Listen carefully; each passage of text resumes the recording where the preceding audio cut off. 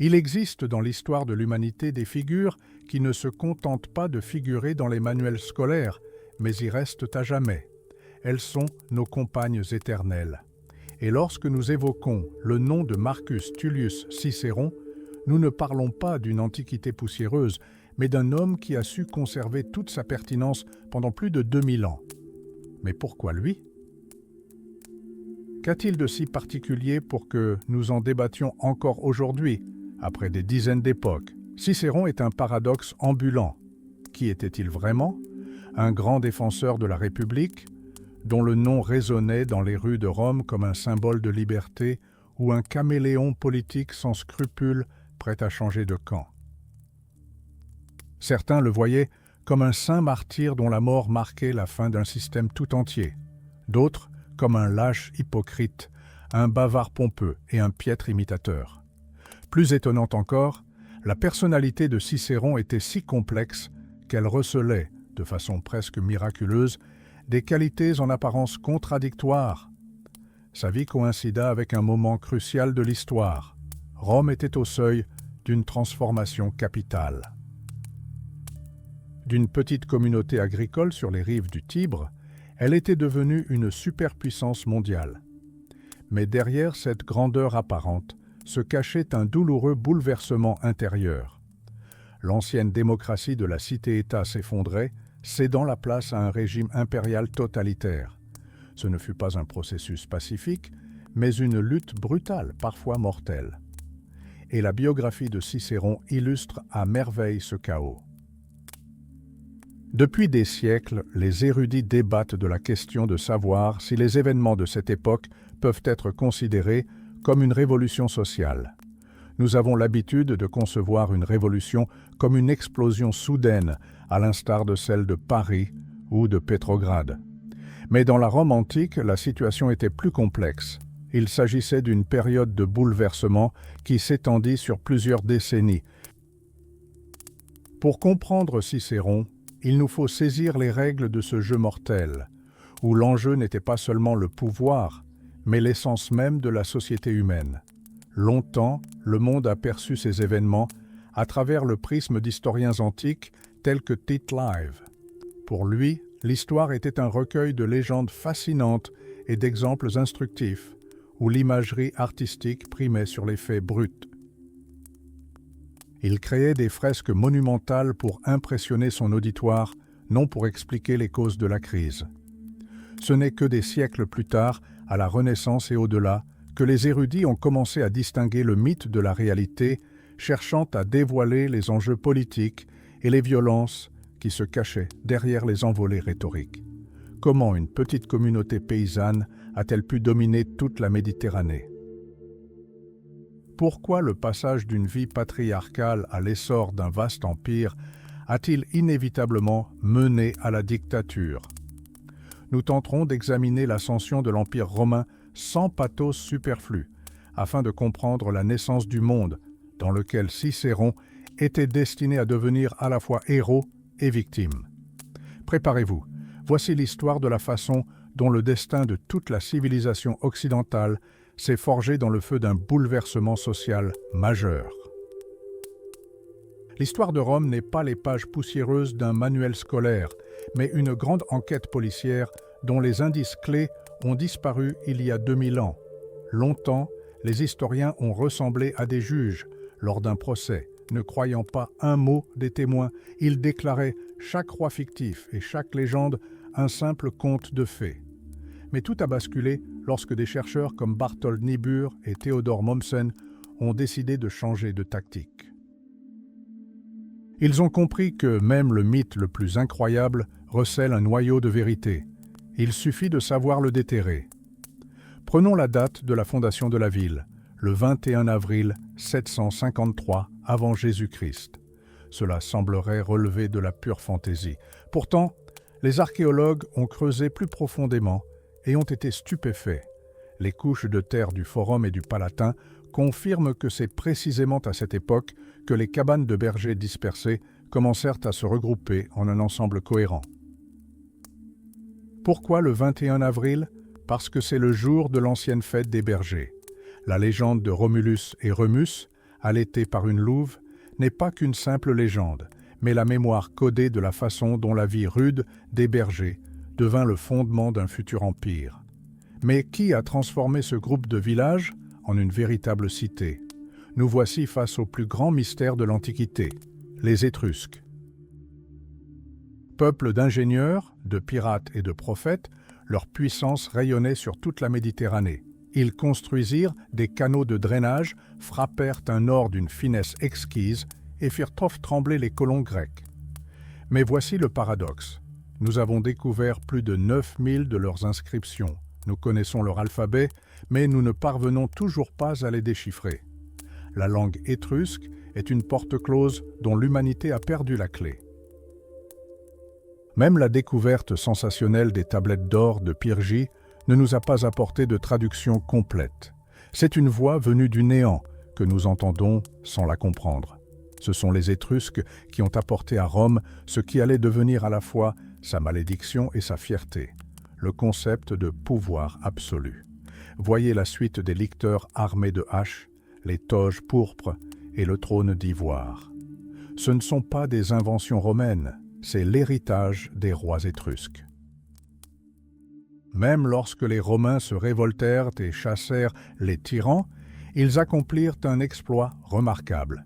Ils détruisirent la monarchie, mais en préservèrent l'essence. Ils créèrent le imperium, le droit de régner au nom de la communauté, un pouvoir indivisible. La République hérita des gènes de la dictature dès sa naissance. Mais comment ceux qui n'appartenaient pas à l'élite ont-ils pu survivre dans ce système? D'où venaient les plébéiens, ce peuple qui, en fin de compte, a porté l'Empire tout entier sur ses épaules? Il ne s'agissait pas seulement d'une lutte pour le pain, c'était un combat pour le droit même d'être appelé citoyen. Et nous voici au cœur des bouleversements sociaux les plus aigus, là où s'est joué le destin de Rome, la grandeur ou la ruine dans la guerre civile. Regardez bien, car c'est ici, à l'ombre du Capitole, que s'est forgé le destin du monde moderne tout entier. Rome commença comme un cercle fermé, réservé à l'élite. 300 familles nobles, les patriciens, détenaient tout, la terre, les lois et le droit exclusif de communier avec les dieux. Tous les autres, les plébéiens, n'étaient que des figurants, des ouvriers et des figurants. Mais c'est ce conflit prolongé entre l'élite et le peuple qui finalement transforma cette ville reculée sur les rives du Tibre en une superpuissance mondiale. Depuis des siècles, les érudits débattent des origines des plébéiens. Étaient-ils des voisins conquis, déportés de force en ville, ou simplement des citoyens appauvris, déchus de leur rang noble? Une chose est sûre, ils étaient libres dans leurs fonctions, mais politiquement exclus.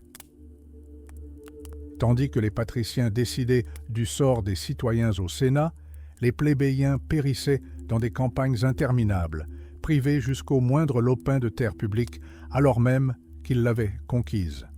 Le tournant décisif survint lorsque le 6e roi, Servius Tullius, décida de réformer en profondeur le système. Il instaura une véritable révolution, remplaçant le droit du sang par le droit de la bourse.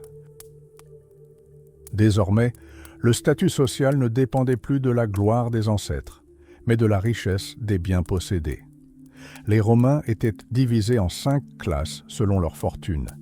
Les plus riches disposaient du plus grand nombre d'unités militaires, des centuries, et détenaient la majorité absolue des voix. C'était un système juste, mais impitoyable. Pour accéder au pouvoir, il fallait payer plus d'impôts et combattre en première ligne. Mais la pression sociale ne fit que s'accroître.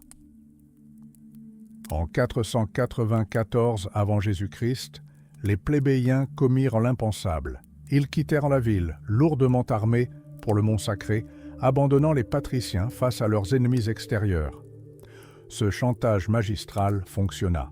Rome institua la fonction unique de tribun du peuple, protecteurs inviolables, dont le veto, même bref, pouvait instantanément bloquer toute loi ou tout décret consulaire. Pendant 2 siècles, Rome fut secouée par des troubles internes.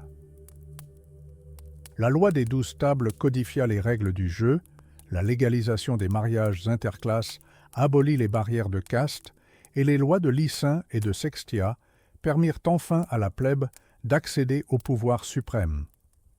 Finalement, l'ancienne aristocratie et la riche élite plébéienne fusionnèrent pour former une nouvelle classe dirigeante, la noblesse. Ainsi émergea le mécanisme idéal de la cité, où le droit de posséder des terres était indissociable de l'obligation de les protéger. Cette force intérieure permit à Rome de persévérer là où d'autres avaient renoncé. Lorsque les Gaulois incendièrent la ville en 390, ne laissant que le Capitole, les Romains ne se laissèrent pas abattre. Ils tirèrent les leçons du désastre et créèrent la machine militaire la plus perfectionnée de l'Antiquité. La phalange, lourde et encombrante, céda la place aux manipules, plus flexibles. Désormais, la Légion pouvait manœuvrer sur n'importe quel rocher, et la tradition d'établir un campement fortifié chaque soir rendait l'armée quasiment invulnérable aux attaques surprises. Même Pyrrhus, roi d'Épire, brillant tacticien et maître de ses éléphants de guerre, ne parvint pas à briser ce système. Ses triomphes lui coûtèrent toute son armée, et il fut finalement contraint à la fuite. Au IIIe siècle avant Jésus-Christ, Rome était devenue la maîtresse absolue de toute l'Italie. Mais les ambitions de la nouvelle puissance ne faisaient que s'éveiller. Les généraux romains convoitaient déjà les riches rivages de la Sicile. C'était un butin enviable, et Rome s'apprêtait déjà à faire ses premiers pas vers la domination mondiale. Mais un véritable géant se dressait sur leur chemin, Carthage. Il ne s'agissait pas seulement d'une puissance outre-mer, mais d'un riche empire commercial qui terrorisait toute la Méditerranée occidentale. Tandis que Rome apprenait encore l'art de la guerre, les Carthaginois possédaient déjà des colonies en Espagne et en Sicile depuis des siècles. Leur puissance reposait sur deux piliers, l'or de leurs mercenaires et une marine absolument invincible. Les Romains, habitués aux combats terrestres, durent littéralement apprendre à construire des navires de guerre sur le champ de bataille pour affronter ces loups des mers. Le premier affrontement dura 23 longues années. Les Romains subirent des pertes et des revers colossaux en Afrique, mais finirent par l'emporter lors d'une bataille navale décisive près des îles Égates. Carthage battit en retraite, mais nourrissait une rancune tenace. Une haine grandissante se développa au sein de la famille du général Hamilcar Barca, haine qui allait bientôt bouleverser le monde antique. Son fils, le légendaire Hannibal, accomplit l'impossible. Il mena une immense armée à travers les Alpes enneigées et déferla sur l'Italie comme une avalanche. La bataille de Cannes devint un véritable cauchemar pour Rome. L'armée d'Hannibal, pourtant moins nombreuse, anéantit les légions d'élite. Cependant, Hannibal se révéla un génie solitaire, sans le soutien de sa patrie. Tandis qu'il ravageait les terres italiennes pendant des années, Rome trouva son héros, le jeune Scipion. Celui-ci frappa l'ennemi de plein fouet, débarquant en Afrique.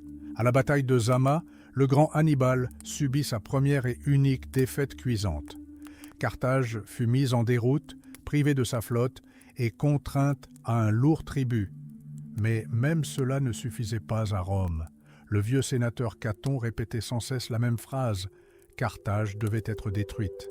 Finalement, la ville fut rasée et le terrain même où elle se dressait fut labouré, signe de damnation éternelle. Ces victoires firent de Rome une puissance mondiale, mais elles apportèrent avec elles un poison qui commença à ronger la République de l'intérieur. Des flots d'or et des millions d'esclaves affluèrent dans la ville. Les triomphes des généraux se muèrent en défilés interminables de trésors, des tonnes d'argent et des milliers de pièces d'or étant exhibées devant la foule. Mais tandis que l'élite se vautrait dans un luxe inimaginable, le simple paysan romain s'enfonçait rapidement dans la ruine. Les riches s'emparèrent des terres publiques, créant de vastes domaines, les latifundia, exploités uniquement par des esclaves privés de leurs droits. Les paysans, de retour d'une nouvelle longue guerre, trouvèrent leurs parcelles abandonnées ou tout simplement confisquées par la force. Dépossédés de leurs terres, les peuples affluèrent à Rome en quête de nourriture. Ainsi naquit une classe nouvelle et dangereuse, le lumpenprolétariat. Ces gens ne voulaient plus cultiver la terre, ils ne réclamaient que du pain et des jeux. Le concept même de plèbe fut à jamais transformé. Ce n'était plus une fière communauté de paysans guerriers, mais une masse immense et amère, prête à vendre son vote aux élections à quiconque offrirait plus d'argent ou organiserait des jeux plus sanglants. Rome devint la maîtresse de la Méditerranée, mais c'est précisément à ce moment qu'elle commença à perdre son âme. Tandis que les légions romaines mettaient le monde à genoux, le désastre se préparait au cœur même de la capitale. La ville était devenue un véritable creuset, où la fierté ancestrale des guerriers paysans s'était muée en une foule amère. La plèbe était désormais clairement divisée en deux camps rivaux. Les ouvriers agricoles tentaient encore de survivre sur leurs lopins de terre, mais les masses urbaines étaient devenues une force incontrôlable. Il s'agissait de milliers de personnes qui avaient tout perdu et étaient prêtes à vendre leur vote à quiconque leur offrirait une vie confortable et des spectacles sanglants. Les autorités tentèrent d'éteindre cet incendie par des demi-mesures. Elles restreignirent les droits des anciens esclaves et expulsèrent de force les nouveaux arrivants, mais le mécanisme était déjà enclenché. Le principal moteur de cette nouvelle réalité était l'esclavage de masse. Alors qu'auparavant l'esclave faisait partie de la famille, il était désormais une ressource industrielle, affluant sans cesse vers Rome. Jugez plutôt, le pillage des seules villes d'Épire envoya 150 000 personnes au marché noir d'un coup. Sur l'île de Délos, par une bonne journée, 10 000 esclaves étaient vendus avant le coucher du soleil. La vie humaine perdit tellement de valeur qu'une expression cinglante apparut, aussi bon marché qu'une sardine. Le prix d'un être humain pouvait descendre en dessous du prix d'une paire de sandales, mais Rome n'était pas simplement une société de riches et de pauvres. C'était un réseau social complexe, où le statut légal primait sur la richesse. Au sommet trônait la noblesse, l'élite sénatoriale en tunique à larges bandes pourpres. Ils arboraient fièrement les masques de cire de leurs ancêtres et vantaient l'ancienneté de leur lignée. Juste derrière eux, les talonnants, se trouvait la nouvelle aristocratie fortunée, les chevaliers. Ces hommes d'affaires, sans nom prestigieux, contrôlaient pourtant toutes les finances, les impôts et l'usure de la République. Le plus paradoxal est que l'intelligence et la culture romaine étaient elles aussi soumises à l'esclavage. Presque toute l'intelligentsia, enseignants, médecins, poètes et acteurs, était composée d'esclaves ou d'affranchis. Tandis qu'un noble romain jugeait la médecine ou le théâtre indigne d'un citoyen libre, un esclave grec écrivait de grandes comédies et soignait ses enfants. Il existait même une catégorie d'intendants d'esclaves qui géraient des propriétés, possédaient des ateliers et employaient leurs propres domestiques, mais qui, de par la loi, demeuraient de simples outils vivants. Ce système était si étroitement enraciné que toute tentative de changement provoquait l'indignation. Même dans le cercle de Scipion, où se réunissaient les plus grands esprits de l'époque, on comprenait que le pays courait à sa perte. La paysannerie, pilier des légions, disparaissait sous leurs yeux. Mais lorsque Caius Laelius tenta de proposer une réforme agraire, l'élite se montra si farouchement opposée que le politicien, pourtant réputé sage, se rétracta aussitôt. Les Romains choisirent d'idéaliser un passé douloureux plutôt que de sauver leur avenir. Et ce silence fut le premier pas vers un grand bouleversement social. Rome, à l'apogée de sa puissance, semblait une machine parfaitement huilée. L'historien grec Polybe, qui fréquentait les hautes sphères et était ami avec Scipion, croyait sincèrement que les Romains avaient découvert le secret d'une stabilité éternelle. Il parlait de constitution mixte. Jugez-en par vous-même. Les consuls étaient pratiquement des monarques, le Sénat, un bastion de l'aristocratie, et les assemblées populaires, la voie de la démocratie. Un équilibre parfait semblait s'établir, chaque force limitant l'autre. Mais ce n'était qu'une belle façade, derrière laquelle se cachaient des tensions susceptibles de déchirer l'État. En théorie, Tout fonctionnait à merveille. Les magistrats étaient des dirigeants intouchables, œuvrant bénévolement pour le prestige et la gloire. Le Sénat, composé de 300 familles influentes, contrôlait le trésor et la politique étrangère. Mais cette structure avait été conçue pour une petite cité-État, non pour un empire gigantesque s'étendant sur 3 continents. Lorsque Rome absorba toute la Méditerranée, les anciennes institutions du pouvoir commencèrent à vaciller. De vastes provinces devinrent les domaines personnels du peuple romain, ou plus exactement, des auges pour des gouverneurs avides. Ces hommes voyageaient outre-mer avec un pouvoir absolu et pillaient des régions entières en l'espace d'1 an. La politique du « diviser pour mieux régner » était excellente pour maintenir l'Italie sous contrôle, mais elle engendra aussi des inégalités monstrueuses. Tandis que l'aristocratie se prélassait dans le luxe grec, ceux qui avaient versé leur sang dans les légions, les paysans, rentraient chez eux dans la misère. Leurs minuscules lopins de terre furent rachetés pour une bouchée de pain par les riches, remplaçant les paysans libres par des troupeaux d'esclaves. Le pilier de la République, l'agriculture libre, était en train de disparaître. Rome se transformait en poudrière, et Tibère Gracchus fut le premier à y mettre le feu. En 133 après Jésus-Christ, ce jeune et audacieux aristocrate décida qu'il était temps d'agir. Il proposa un plan que l'on qualifierait aujourd'hui de thérapie de choc, limiter la propriété foncière publique et redistribuer les excédents aux plus démunis. Pour l'élite sénatoriale, c'était comme un coup dur pour leurs finances. La lutte politique se transforma aussitôt en une vendetta personnelle. Lorsqu'une tentative de veto fut menée contre la loi, Tibère prit la décision sans précédent de destituer son adversaire. C'était un défi direct à l'ensemble du système. Le dénouement fut rapide et brutal. Une rixe générale éclata en plein rassemblement populaire. 300 réformateurs furent massacrés à coups de bancs brisés et de gourdins. Tibère lui-même figurait parmi les victimes. Pour la première fois depuis des siècles, un conflit politique à Rome se réglait non par la loi, mais par un bain de sang. Le Rubicon était franchi. Mais ce n'est... Il s'agit... Lorsqu'un nouveau face-à-face éclata sur l'Aventin, ce ne furent pas les lois qui furent invoquées, mais des mercenaires et des archers crétois. 3000 personnes périrent dans ce massacre de rue. Gaius Gracchus, réalisant que tout était perdu, ordonna à un esclave de se suicider plutôt que de tomber aux mains de l'ennemi. Les réformes semblaient terminées, mais en réalité, les démons de la Révolution venaient à peine de se réveiller. Le coup... Désormais, la guerre... Sulla fut... Sylla... La République... Certains... Il ne...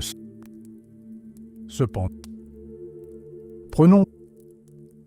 La panique s'empara de la capitale, une panique qu'on n'avait pas vue depuis l'invasion d'Hannibal.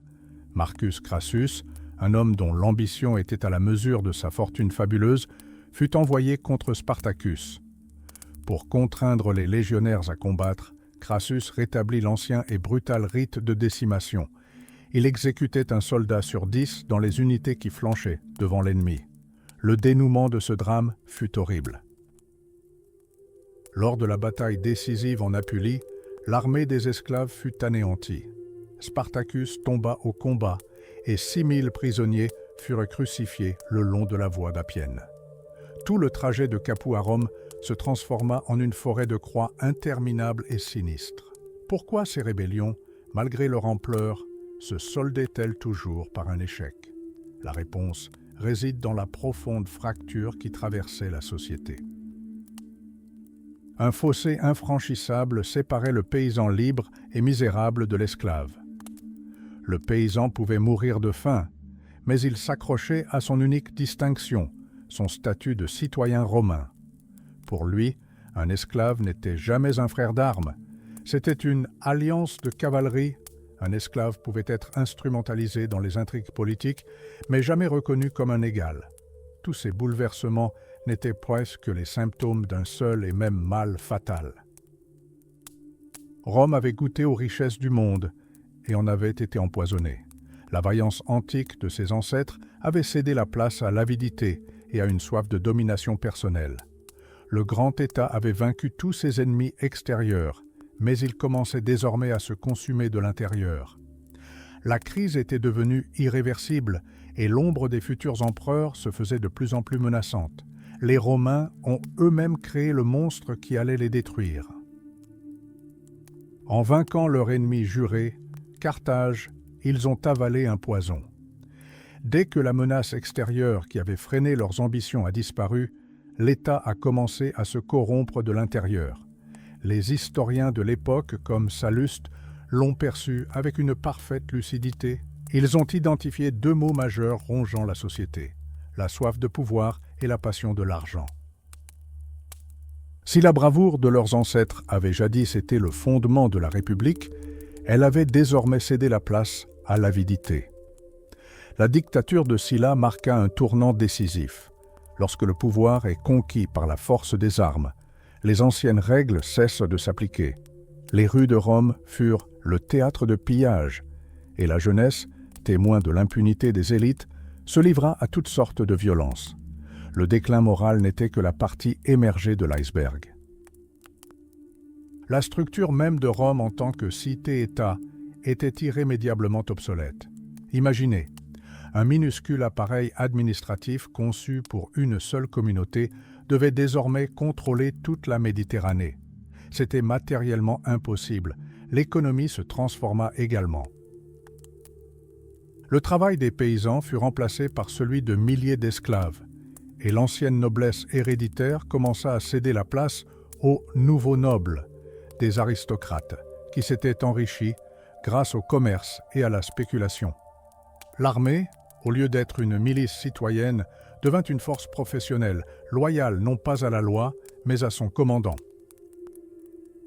Le Sénat perdit son autorité et les assemblées populaires devinrent une fiction juridique où les votes s'achetaient pour une misère et où les différends se réglaient à coups de poing et d'épée. C'est durant ces moments fatidiques de l'histoire, alors que la République avait déjà amorcé son déclin sanglant, qu'apparut sur la scène politique un homme dont le nom allait devenir indissociable de cette époque. Le 3 janvier 106 avant Jésus-Christ, naquit Marcus Tullius Cicéron dans la ville provinciale d'Arpinum. Curieusement, son nom de famille dérive du mot « pois ». Selon une version, l'un de ses ancêtres avait une verrue sur le nez qui ressemblait à un pois. Selon une autre, la famille était simplement réputée pour ses excellentes récoltes de fèves. Ses amis conseillèrent à Marcus de changer ce nom peu glorieux, mais il refusa avec fierté, promettant de rendre le nom de Cicéron plus prestigieux que ceux des familles les plus nobles. Cicéron était un homme nouveau, sans relation ni ancêtre noble. Son père, un cavalier fragile, avait amené ses fils à Rome, conscient que, dans le chaos grandissant, seule une éducation brillante pouvait leur ouvrir les portes du pouvoir. Tandis que ses pairs s'entraînaient sur le champ de Mars, Marcus passait des heures au forum. Il ne se contentait pas d'écouter les orateurs. Il étudiait leurs gestes, leur intonation et leur logique persuasive sous la tutelle des meilleurs acteurs et juristes de l'époque. Il comprenait que la Rome antique était en train de mourir et que, dans le Nouveau Monde, les mots deviendraient une arme capable de terrasser même des légions. Cicéron vécut sur le tard et ne connut que le crépuscule de la République, mais c'est à travers son regard que nous assistons aujourd'hui à l'agonie de la plus grande puissance antique. Tandis que les légions de Sylla redessinaient la carte du monde par l'épée, le jeune Cicéron comprit que, dans le chaos à venir, les mots deviendraient une arme bien plus redoutable. Mais pour faire de sa voix une arme, il lui fallait affronter les feux des intrigues politiques, où le prix d'une erreur était sa vie. Le service militaire le laissa indifférent. Après une année de campagne, Marcus s'échappa dès qu'il le put pour se plonger dans ses livres et retrouver ses maîtres. Il se tourmentait littéralement d'études, consacrant jours et nuits à la philosophie et au droit. Tandis que d'autres gaspillaient leur vie au bain, il affinait son esprit et sa logique auprès des meilleurs maîtres. Son premier véritable défi fut l'affaire Sextus Roscius. La situation était scandaleuse. Un riche propriétaire terrien avait été assassiné et son fils était accusé de parricide afin de s'approprier ses vastes domaines. L'homme qui tirait les ficelles dans ce jeu sordide était Chrysogonus, le favori tout-puissant du dictateur Sylla. S'opposer à lui, c'était défier le système lui-même. Cicéron fit preuve d'une ruse diabolique.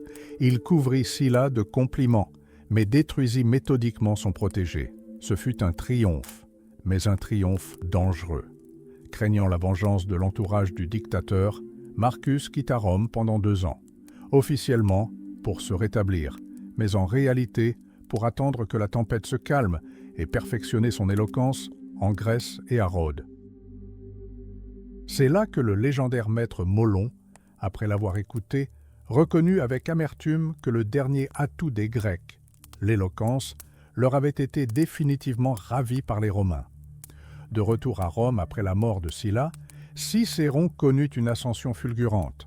En Sicile, en tant que questeur, il ne cherchait pas l'or, mais le tombeau abandonné d'Archimède. Le découvrant au milieu d'un fourré d'épines, il en tira une leçon amère. La gloire est éphémère, et le peuple romain reste sourd aux exploits accomplis, loin du forum. Pour se faire remarquer, il faut être au cœur de l'action, constamment sous les feux de la rampe. L'heure des comptes sonna lorsque les Siciliens le supplièrent de punir leur ancien gouverneur, Vérès. Cet homme avait réduit en ruine l'île jadis prospère. Il pillait les temples et exécutait les citoyens romains avec un cynisme particulier. Il faisait ériger des croix sur le rivage afin que les condamnés aperçoivent leur Italie natale avant de mourir. Cicéron agit avec une rapidité fulgurante. En 50 jours, il avait rassemblé tant de preuves que Vérès, sans attendre le coup de grâce, s'enfuit en exil. Ce fut une victoire écrasante sur l'élite et sur le meilleur avocat de l'époque, Hortensius. Cicéron est désormais une véritable star. Il acquiert une luxueuse demeure sur le mont Palatin et ambitionne le consulat. Mais pour un homme nouveau, sans ascendance noble, cette voie est pratiquement fermée. Pour briser le plafond de verre, il mise sur le général le plus populaire de l'époque, Cnaeus Pompée. Son premier discours politique est un chef-d'œuvre de manipulation. Il n'évoque pas ses ambitions personnelles, mais l'argent, les impôts et la sécurité de l'État.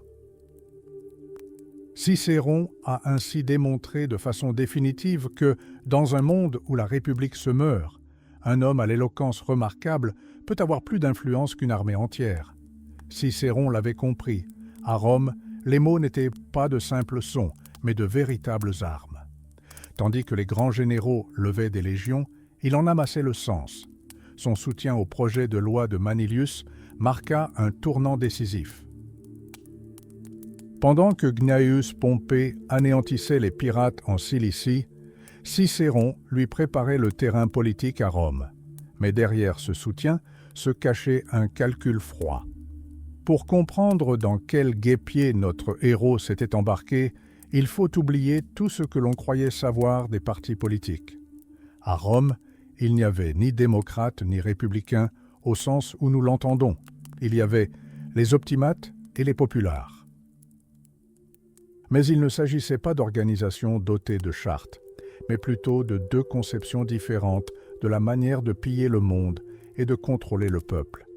Les optimates étaient les hommes les plus influents, ceux qui possédaient l'argent, un statut social élevé et la conviction que le Sénat devait tout décider.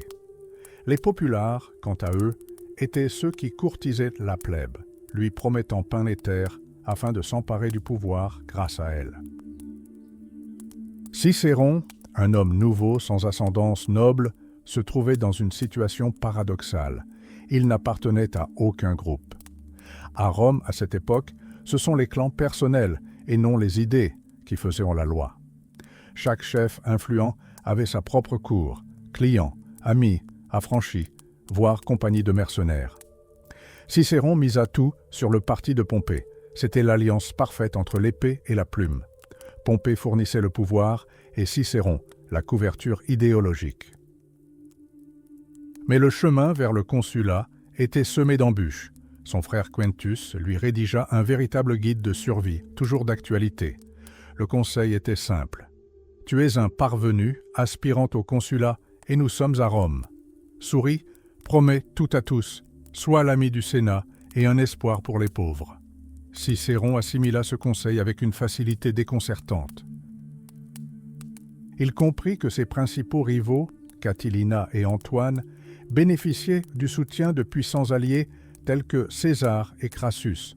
Pour l'emporter, Cicéron lança une attaque préventive. Dans son célèbre discours, il détruisit littéralement la réputation de ses rivaux, les accusant de fomenter un coup d'État. Et ça a marché. L'élection s'est transformée en triomphe. Un jeune homme modeste venu d'une petite ville a été élu premier, à l'unanimité. Toute Rome scandait son nom. C'était l'apogée de sa carrière, mais c'est à ce moment précis que le piège s'est refermé. À peine Cicéron avait-il revêtu la toge consulaire le 1er janvier 63 avant Jésus-Christ. Jésus-Christ qu'on lui présenta un cadeau, la loi agraire de Rullus. Sur le papier, l'intention était louable, distribuer des terres aux pauvres. Mais en réalité, il s'agissait d'un plan machiavélique de César et Crassus pour créer leur propre commission dotée de pouvoirs quasi dictatoriaux et affaiblir Pompée. Cicéron tenta de négocier, chercha un compromis, mais les tribuns se réunirent secrètement la nuit pour ourdir leur attaque. Un grand jeu allait commencer, où l'éloquence de Cicéron se heurterait à une soif de pouvoir insatiable et où la survie même de la République était en jeu. Lorsque le texte de la loi de Rulle parvint enfin sur le bureau de Cicéron, il comprit que le moment était venu de passer à l'action. Il ne lança pas d'attaque frontale comme un conservateur. Non, il fit preuve d'un génie remarquable. Il se proclama véritable défenseur du peuple. Cicéron convainquit la foule que cette loi ne leur accorderait pas de terre, mais transformerait ses auteurs en véritables rois, dotés d'un pouvoir illimité. « On ne vous prépare pas une commission, mais un trône », tonna-t-il du haut de la tribune. Il prit ses adversaires au dépourvu par une simple remarque imprudente sur la plèbe urbaine qu'il fallait éliminer comme de la vermine, et il en fit un scandale retentissant. Et cela fonctionna. Le projet de loi fut ignominieusement retiré. Mais Cicéron ne s'arrêta pas là. Lorsqu'un massacre faillit éclater au théâtre à la suite d'une dispute concernant des places prestigieuses, il apaisa la foule enragée par sa seule éloquence. Le Sénat était ravi, les riches applaudissaient. Le consul semblait régner en maître sur Rome, mais dans l'ombre, un complot se tramait déjà, un comploteur bien décidé à ne pas se plier aux règles, Lucius Catilina, un homme d'une force physique incroyable, capable d'endurer le froid glacial et la faim, mais dont l'esprit était rongé par une soif de pouvoir. Des choses horribles circulaient à son sujet, meurtres, liaisons, sacrilèges et même sacrifices rituels. Mais derrière cette image démoniaque se cachait un politicien, calculateur. Catilina tenta longtemps de suivre la voie légale, mais une série de revers et de procès le déstabilisèrent. Lorsque les recours légaux échouèrent, il joua son atout maître, la promesse d'annuler intégralement toutes les dettes. Pour Rome, engluée dans les dettes, ce fut comme une explosion. Tous se rallièrent à lui, des vétérans ruinés à la jeunesse dorée déchue. Les élections de 63 avant Jésus-Christ. Opposèrent deux mondes, celui du brillant orateur Cicéron et celui de l'aristocrate Catilina, aux abois. Les chances de Cicéron s'amenuisaient. Sans ascendance noble, il était un homme nouveau, un étranger dans la haute société. Mais le destin de la République bascula à cause d'une rencontre amoureuse fortuite. Quintus Curius, un des conspirateurs de second plan, décida de se vanter auprès de sa maîtresse, Fulvie, de ses projets de coup d'État sanglants. elle ne garda pas le silence. Les rumeurs de la conspiration se répandirent comme une traînée de poudre dans la ville. Cicéron avait enfin trouvé l'arme qui lui manquait et s'apprêtait à porter un coup qui changerait à jamais l'histoire de Rome.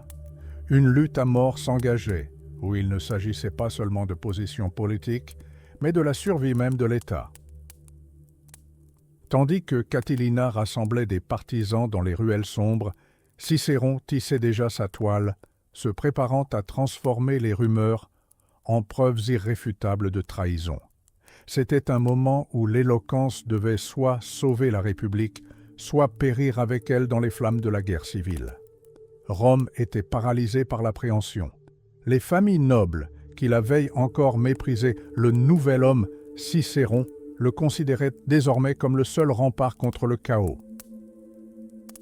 Catilina avait perdu les élections à 63 ans, mais cela ne fit qu'attiser sa fureur. Il se lança dans un dangereux double jeu. Tandis qu'il jouait publiquement le rôle d'un homme politique intègre dans les forêts d'Étrurie, son complice Manlius levait déjà une armée de vétérans et de débiteurs. Catilina alla même jusqu'à offrir à Cicéron l'hospitalité chez lui, comme pour dire « Voyez, je suis sous surveillance, je n'ai rien à cacher ». Mais derrière ce masque se cachait une lame, prête à s'abattre au cœur même de la République. Les tensions s'exacerbèrent le 21 octobre. Cicéron s'adressa au Sénat pour lui faire part d'un rapport sur la catastrophe imminente. Lorsqu'il lança des accusations directes contre Catilina, ce dernier répliqua par une phrase qui glaça le sang des sénateurs. Il déclara que l'État était composé de 2 corps, l'un faible, à la tête défaillante, et l'autre puissant, mais sans tête. Et tant qu'il vivrait, ce corps trouverait sa tête en lui. C'était un défi ouvert. Horrifié, le Sénat accorda à Cicéron des pouvoirs extraordinaires. Le jour des nouvelles élections arriva. Sur le champ de Mars, Cicéron mit en scène une véritable mise en scène psychologique. Il apparut en armure de combat étincelante, porté directement sous sa toge, montrant ostensiblement que les conspirateurs en voulaient à sa peau. Le plan fonctionna. Les citoyens terrorisés triomphèrent une fois de plus de Catilina. La voie de la justice était définitivement fermée. Désormais, les armes parlaient. Tandis que Catilina fuyait la ville pour rejoindre ses légions, ses hommes à Rome complotaient incendies et massacres. Ils commirent une erreur fatale. Ils tentèrent d'entraîner dans la conspiration des ambassadeurs des Allobroges gaulois. Cicéron, dont le réseau d'informateurs fonctionnait sans faille, intercepta les Gaulois au pont Milvius. Il découvrit des preuves irréfutables, des lettres portant les signatures et les sceaux des instigateurs. Ce fut une erreur politique monumentale. Le 5 décembre, le Sénat se réunit au temple de la déesse de la Concorde. Le jeune Jules César tenta de sauver les conjurés, leur offrant la prison à vie et les avertissant du dangereux précédent qu'il créerait. Mais lorsque Caton prit la parole, son discours glacial dissipa tous les doutes. La mort. Le soir même, Cicéron escorta personnellement les hommes arrêtés jusqu'au sombre cachot de la prison mamertine. Lorsque le bourreau eut terminé son œuvre, le consul s'avança vers la foule immense rassemblée sur le forum et prononça un seul mot. Vixerunt. Ils vécurent. Rome explosa d'applaudissements. Les rues s'illuminèrent de milliers de torches, et Cicéron fut acclamé comme le père de la patrie. Il croyait avoir sauvé la République en unissant toutes les classes contre un ennemi commun. Mais derrière ce triomphe, de nouvelles questions se posaient déjà. Catilina n'était-il qu'un aventurier ou le dernier défenseur des opprimés? Seule l'histoire connaissait la réponse, et elle préparait déjà de nouvelles épreuves, encore plus sanglantes, pour Rome. Les nuages de la guerre civile s'amoncelaient à l'horizon, et aucune éloquence ne pouvait l'arrêter. Cicéron baignait littéralement dans la gloire. Il croyait sincèrement avoir sauvé Rome, non par l'épée, mais par la plume et l'éloquence. Une illusion aussi belle que dangereuse naquit dans son esprit le concept d'une toge pacifique, supposément plus puissante que n'importe quelle arme. Il alla jusqu'à se comparer au grand général Pompée, sous-entendant que ses succès à l'intérieur de la ville étaient bien plus importants que la conquête de provinces lointaines. Après tout, à quoi bon conquérir de nouvelles terres si personne n'est là pour accueillir les vainqueurs au cœur même de la République? C'était le vertige classique du succès. Tandis que Cicéron savourait son titre de père de la patrie, le paysage politique romain se transformait rapidement. Il ne comprenait pas que les anciennes règles du forum n'étaient plus de mise. La République devenait une arène où le pouvoir revenait à celui qui commandait le plus de légions et non à celui qui maîtrisait la plus belle rhétorique. Le retour de Quintus Metellus Nepos à Rome fut un véritable coup de tonnerre. Loin d'être un simple politicien, il était le bras droit de Pompée. Sa mission était claire, préparer le terrain pour son protecteur. Cicéron fut sa première cible. Metellus ne mâcha pas ses mots et accusa ouvertement le consul d'avoir exécuté illégalement des citoyens romains, les mêmes conjurés catilins que Cicéron avait fait étrangler sans procès. Le dernier jour de son consulat, lorsque Cicéron voulut prononcer un discours d'adieu, le tribun lui en interdit tout simplement la parole. Ce fut un affront retentissant sous les yeux de toute la foule. À ce moment, une figure jeune mais déjà extrêmement dangereuse fit son apparition, Jules César. Il pressentit l'opportunité et soutint les attaques contre Cicéron. César comprit que pour s'emparer du pouvoir, il lui fallait semer la discorde entre le Sénat et l'armée. De véritables combats de rue éclatèrent à Rome. Les partisans de Metellus et de César firent défiler des gladiateurs armés sur la place publique. L'ancien système républicain s'effondrait. Pour tenter de conserver la sympathie des plus démunis, le Sénat fut contraint de recourir à des mesures extrêmes, augmenter considérablement la distribution gratuite de pain, y consacrant des sommes colossales. Mais la question qui agitait le cœur des Romains était « Que ferait Pompée ?» En décembre 1662, sa flotte accosta à Brindisium. Rome entière se figea dans un silence glacial. Tous se souvenaient de Sylla et de ses massacres sanglants. La guerre civile semblait inévitable et Pompée s'apprêtait à entrer dans la ville en dictateur. Et puis, un événement inattendu se produisit. Pompée, détenteur d'un pouvoir absolu et d'une armée fidèle, dissout tout simplement ses légions. Il entra dans Rome en simple citoyen attendant humblement l'autorisation de triompher. Les historiens débattent encore. Était-ce là une manifestation de noblesse suprême et de loyauté envers la loi, ou la faiblesse fatale d'un homme qui n'avait pas le courage de porter la couronne? Pompée voulait être un dirigeant tout en restant un citoyen honnête. Mais à l'aube de l'ère de César, une telle position était vouée à l'échec. Cicéron et Pompée croyaient encore en la Rome antique, ignorant que son temps était irrémédiablement révolu. Pompée retourna en Italie et Rome retint son souffle. Tous étaient persuadés qu'il mènerait les légions contre la ville, comme Sylla l'avait fait jadis. Mais Pompée surprit tout le monde. Il dispersa simplement son armée et entra dans la capitale en simple citoyen, comptant sur le Sénat pour apprécier son respect de la loi. Quelle erreur! Tandis que le grand commandant attendait humblement l'autorisation de triompher, son influence commença à décliner sous leurs yeux. Les sénateurs ne se pressaient pas de remercier le héros. Ils ne le craignaient plus. Pendant que Pompée faisait du porte-à-porte, l'attention de Rome se porta sur un scandale digne d'un tabloïd. Un jeune aristocrate nommé Claudius, déguisé en femme, s'était introduit chez Jules César pendant les mystères de la déesse. L'entrée était interdite aux hommes sous peine de mort. Le but de Claudius était simple, rencontrer l'épouse de César. Le procès tourna à la farce.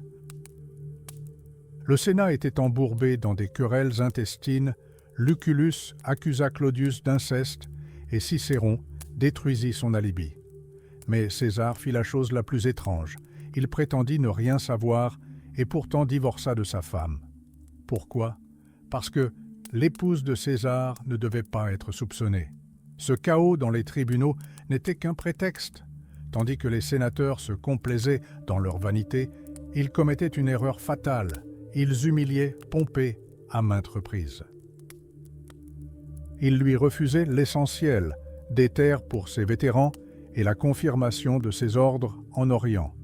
Les conservateurs, menés par Caton, célébraient leur victoire sans se rendre compte qu'ils acculaient leurs ennemis. À cet instant, Jules César revient d'Espagne. Il est riche, ambitieux et d'une rapidité fulgurante. Il se trouve face à un choix impossible, célébrer un triomphe fastueux tout en restant hors des murs de la ville, ou renoncer aux honneurs, entrer à Rome et briguer le consulat. César choisit le pouvoir sans hésiter.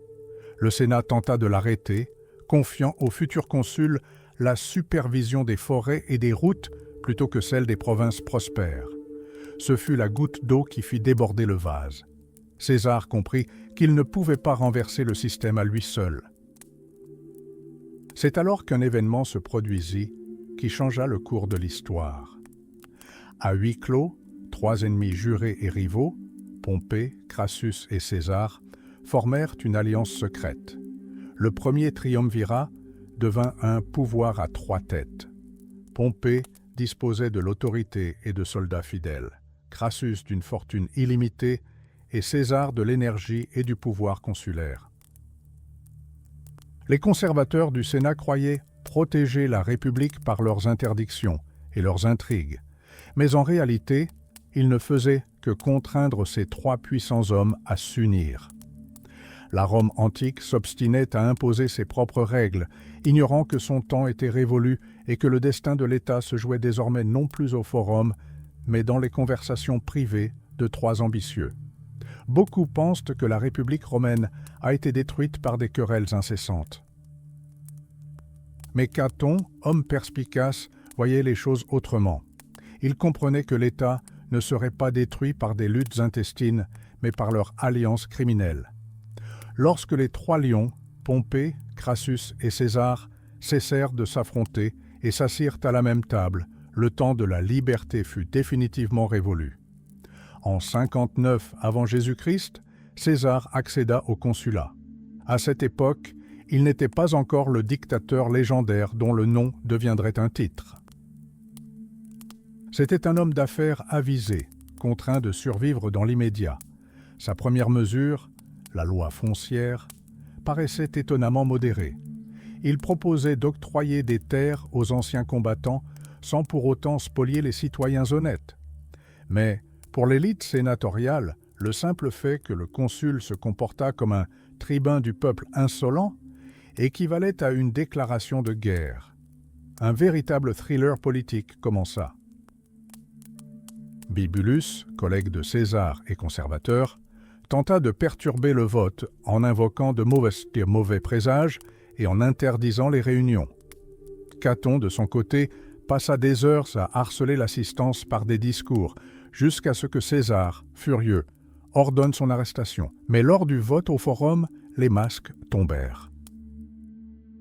Les partisans de César brisèrent les insignes consulaires de Bibulus, ces hommes furent roués de coups, et Caton, lui-même, fut traîné de la tribune à 2 reprises et emmené de force. La loi fut adoptée par la force. C'est à ce moment précis que se révéla l'alliance des 3 chefs.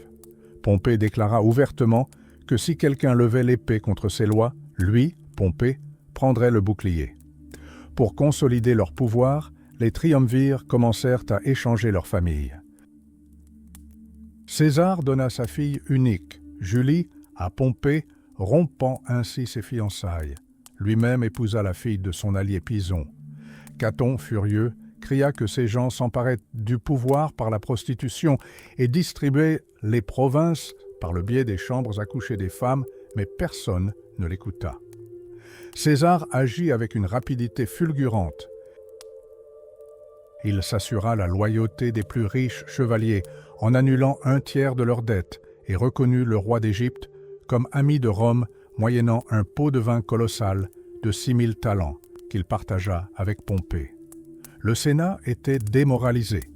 Lorsque César exigea le gouvernement de la Gaule pour 5 ans, assorti du droit de lever des légions, les sénateurs furent contraints d'accepter. Caton en conclut avec amertume. Le Sénat avait lui-même accueilli un tyran dans ses murs.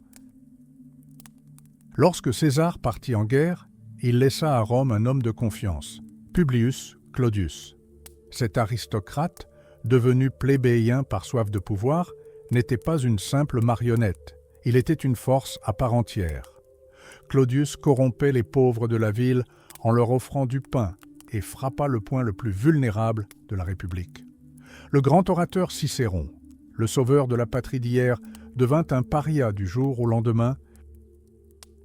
Cicéron, ayant perdu toute sa grandeur, errait dans les rues en haillons, implorant la protection des passants. Il se jeta aux pieds de Pompée, mais celui-ci détourna simplement le regard. La grande Rome devenait la propriété privée de 3 hommes, et ceux qui tentaient de jouer selon les anciennes règles se retrouvaient exilés ou marginalisés par l'histoire. L'ère des grands discours s'était achevée, et une ère de grands bains de sang avait commencé. Même ceux en qui Cicéron avait placé ses derniers espoirs lui tournèrent soudain le dos.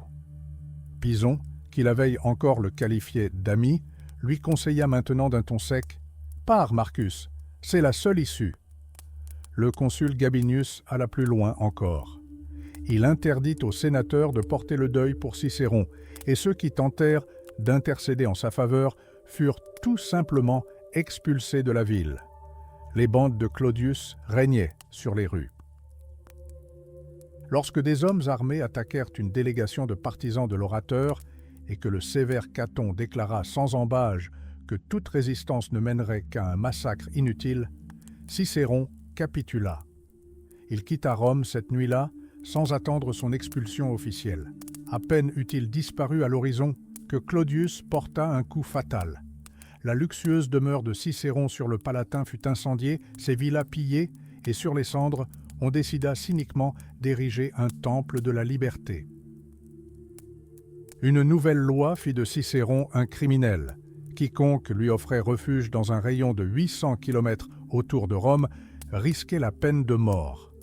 Le grand orateur, habitué aux applaudissements, devint aussitôt une bête traquée. En exil, Marcus Tullius sombra dans le désespoir. Ses lettres de cette époque témoignent d'une profonde dépression. « Mon frère, je ne supporte plus cette vie », écrivait-il de Grèce. Cicéron songea sérieusement au suicide, blâmant non seulement ses ennemis, mais aussi la trahison de ses amis pour sa chute. Il était persuadé qu'Atticus et Pompée avaient assisté, impuissants, à sa destruction. Il avait tout perdu, son influence, sa fortune, ses enfants, et plus terrifiant encore, sa gloire. L'intellectuel, habitué à dominer les esprits, menait désormais une existence misérable à Thessalonique, ignorant que sa tragédie n'était que le prélude à la fin de la République. Mais tandis que Cicéron sombrait dans le désespoir, le vent tourna à Rome. Clodius, grisé par le succès, commit une erreur fatale. Il s'attaqua lui-même à Pompée. Pour contenir l'insolent tribun, Pompée avait besoin d'urgence d'un contrepoids. Une vague de violence s'abattit sur la ville. Les partisans de Cicéron, Milon et Cestius levèrent leurs propres troupes de gladiateurs. Le forum se transforma en champ de bataille. Lors d'une escarmouche, Quintus Cicéron, le frère de l'orateur, ne survécut que par miracle, gisant jusqu'à la nuit tombée sous un amas de cadavres ensanglantés. Finalement, en août 57 avant Jésus-Christ, le Sénat et le peuple votèrent le retour de l'exilé. Ce fut un triomphe comme Rome n'en avait pas connu depuis longtemps. Tout le voyage de Brindès à la capitale se transforma en fête. Les gens sortirent pour l'accueillir avec leurs familles entières. À la porte de Capena, une foule si dense attendait Cicéron qu'on ne pouvait y faire un pas. Il entra dans la ville, non pas en paria, mais en véritable vainqueur, sur un char doré, comme il l'écrirait lui-même plus tard. Ses droits furent rétablis, et 2 millions de sesterces furent alloués du trésor pour la restauration de sa maison. Cicéron retrouva confiance en sa propre grandeur. Il était convaincu que son retour signifierait le retour des lois et de la liberté. Mais il se trompait tragiquement. Rome avait déjà changé de manière irrévocable et, derrière ce bref triomphe, se cachait l'ombre d'une ère nouvelle, plus sanglante encore, où les mots ne pouvaient plus rivaliser avec l'épée. Cicéron savourait sa gloire passée, mais ce n'était que le pâle reflet d'un soleil couchant. Il se laissa aller à une illusion qui frôlait la folie. Dans ses nouveaux discours, il brossait un tableau surréaliste. Toute l'Italie pleurait son absence, prétendait-il, et sa fuite honteuse était désormais qualifiée de acte de sagesse politique suprême. Il persuada tout le monde, et surtout lui-même, qu'il avait quitté Rome de son plein gré, simplement pour éviter un bain de sang. Mais la réalité le rattrapa brutalement. Rome était devenue un champ de bataille. D'un côté, Claudius et sa bande, de l'autre, Milon. On n'était plus dans une politique de mots, mais dans une guerre de poings américains et de poignards. Claudius harcelait Cicéron à la moindre occasion. Dès que le prix du pain augmentait, il accusait aussitôt le rapatrié. La situation devint si grave que Cicéron fut agressé en pleine rue. Le grand orateur, n'ayant d'autre choix, se résigna à s'introduire clandestinement au Capitole et à détruire les plaques proclamant son exil. Mesquin? Peut-être. Mais c'était tout ce qu'il pouvait faire désormais. À cette époque, les véritables maîtres du monde se réunirent à Luc. César, Pompée et Crassus redessinèrent la carte du monde à huis clos. César écrasa triomphalement les Gaulois et les Belges, envoyant à Rome des convois d'or pillés pour s'assurer la loyauté des sénateurs en masse. Pompée, soucieux de rester dans la course à la popularité, organisa des spectacles grandioses avec des combats de 500 lions et d'éléphants dans son nouveau théâtre de pierre. Et Cicéron? Il se trouva face à un fait accompli. Le grand défenseur de la République était devenu une marionnette politique. Il était contraint de défendre devant les tribunaux ceux qu'il avait encore traités la veille de racailles et d'ennemis de l'État. Pompée et César lui dictaient leurs conditions et il obéissait, ravalant l'insulte. En coulisses, le surnom humiliant de traître lui collait à la peau.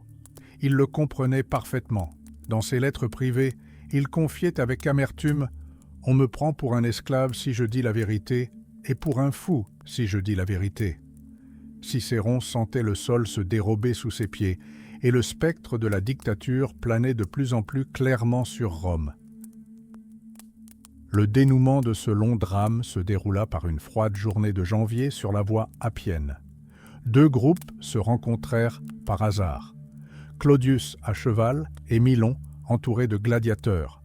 Les mots s'enflammèrent et une rixe éclata, dégénérant rapidement en massacre. Claudius, blessé, fut traîné dans une auberge au bord du chemin, mais Milon, réalisant qu'il n'avait plus rien à perdre, ordonna à ses hommes de l'achever. Lorsque le corps ensanglanté de Claudius fut ramené à Rome, la ville s'embrasa littéralement. Une foule enragée traîna le corps jusqu'au Sénat. Un immense bûcher fut dressé avec les sièges des juges, les tribuns et les bancs. Ce jour-là, la curie elle-même, symbole par excellence de la légalité romaine, périt dans les flammes, emportant Claudius avec elle. La fumée noire qui s'élevait des cendres du Sénat était sans équivoque. Le temps des beaux discours et des subtilités juridiques était révolu. L'ère des dictateurs avait commencé, où chaque parole devait être appuyée par une légion. La fumée des cendres du Sénat n'était pas encore dissipée, mais Rome sombrait déjà dans un nouveau chaos. Milon, l'assassin de Claudius, sentait le danger le guetter. Il tenta de racheter sa fortune en inondant littéralement la ville d'argent. 1000 ânes pour chaque homme rencontré en échange d'un vote aux élections. Mais l'or fut vain. Une foule enragée prit d'assaut sa maison et la ville exigea l'ordre à tout prix. À ce stade, les sénateurs optèrent pour une mesure désespérée. Afin d'éviter de prononcer le mot terrifiant de « dictature », ils eurent recours à une ruse et proclamèrent Pompée consul sans collègue. En réalité, il s'agissait d'un pouvoir absolu, dissimulé sous un vernis légal. et le premier acte de Pompée fut de s'en prendre à Milon. Le procès se transforma en opération militaire. Lorsque le grand orateur Cicéron s'avança pour défendre l'accusé, il ne vit pas les juges habituels, mais une légion hérissée de lances. Pompée encercla le forum de ses troupes. L'éclat de l'acier et les visages sévères des soldats brisèrent le maître des mots. Les mains de Cicéron tremblaient, sa voix se brisa et il parvint à peine à articuler quelques mots. Milon fut contraint à l'exil et ses biens furent vendus aux enchères pour payer ses dettes. L'époque où les différends se réglaient par l'éloquence avait définitivement cédé la place à l'ère de l'épée. Cicéron lui-même fut de facto expulsé de Rome et envoyé gouverner la lointaine province de Cilicie. Il détestait ce voyage. Il gagnait du temps, visitant ses luxueux domaines et s'attardant à Athènes, se plaignant dans ses lettres que ses talents se perdaient dans ce lieu isolé. Mais c'est là que Cicéron révéla une facette inattendue. Tandis que d'autres gouverneurs dépouillaient leurs subordonnés, il abolit les impôts superflus et interdit les châtiments corporels. Il parvint même à vaincre les tribus montagnardes et à obtenir le titre d'empereur, le rêve de tout général. Tandis qu'il conquérait des forteresses en Asie, des œuvres qui survivraient à l'Empire prenaient forme dans son cabinet de travail. Cicéron s'efforçait de comprendre les erreurs de Rome. Dans ses traités, il élabora une formule pour l'État idéal. Il croyait que le salut résidait dans un équilibre où le pouvoir était partagé entre la volonté royale, l'autorité de la noblesse et la liberté du peuple. Il écrivit que l'histoire n'est pas un simple récit du passé, mais une enseignante de la vie, tenue de dire la vérité, sans dissimuler les faits ni céder à la malice. À la fin de l'an 50 avant Jésus-Christ, Cicéron revint en Italie. Mais au lieu d'une marche triomphale, il fut accueilli par le souffle glacial de la guerre civile. Il vit Pompée et César prêts à s'entretuer. Cicéron s'arrêta aux portes de Rome, tentant de réconcilier les anciens alliés, mais comprit. Le temps du compromis était révolu. Un choix était devenu inévitable, un choix qui allait changer à jamais son destin et celui du monde antique tout entier. À l'horizon, les feux des légions de César se profilaient déjà à l'horizon, franchissant le Rubicon. Cicéron est au bord du précipice. Tandis que César et Pompée aiguisent leurs épées, le grand orateur cherche frénétiquement un moyen de sauver la République qui sombre. Il conçoit l'image d'un dirigeant idéal, un recteur de l'État. Ni monarque, ni tyran, mais un réformateur aristocrate sage, capable de ramener Rome à sa gloire originelle. Cicéron croit sincèrement à la concorde des États, à cette harmonie politique où le Sénat et le peuple ne font qu'un. Il est convaincu de l'existence d'une loi naturelle supérieure, plus ancienne que toute loi écrite et au-dessus de la volonté de tout général. Mais alors qu'il disserte sur la justice éternelle, la dure réalité le rattrape brutalement. À Ravenne, à la frontière italienne, César comprend qu'il est dos au mur. Le Sénat, poussé par ses ennemis les plus acharnés, exige l'impossible, la reddition de ses légions et son retour à Rome comme simple citoyen sans défense. Pour César, c'est la mort assurée. Il est prêt à faire des concessions, prêt à abandonner la plupart de ses conquêtes, mais ses adversaires sont aveuglés par l'orgueil. Il croit aux rumeurs infondées selon lesquelles les soldats de César, épuisés par les campagnes, seraient prêts à le trahir. Pompée, grisé par sa gloire passée, ne se lance même pas dans des préparatifs de guerre sérieux. Il déclare avec assurance qu'il lui suffit de taper du pied pour que toute l'Italie se rallie à sa cause. Nous sommes en janvier 1949, le Rubicon, moment légendaire. L'histoire a fait de César un héros inébranlable, mais en réalité, il a longuement hésité sur la rive. Un pas de plus sur le Rubicon, et il n'y a plus de retour en arrière. Seul le sang et le chaos attendent.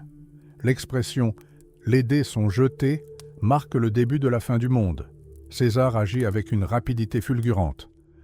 Tandis que la panique s'empare de Rome et que les consuls fuient la ville, terrifiés, abandonnant même le trésor public, Ses légions aguerries occupent rapidement une ville après l'autre. Cicéron, figé par la confusion, voit son idole Pompée se comporter lâchement et stupidement. « Je sais de qui fuir, mais je ne sais vers qui me tourner », lance-t-il avec amertume. Tous ses idéaux philosophiques s'effondrent sous les sabots de la cavalerie. César, cependant, fait un coup de maître. Au lieu des représailles attendues, il proclame une politique de clémence. Il libère les prisonniers et se montre ostensiblement indulgent envers les sénateurs.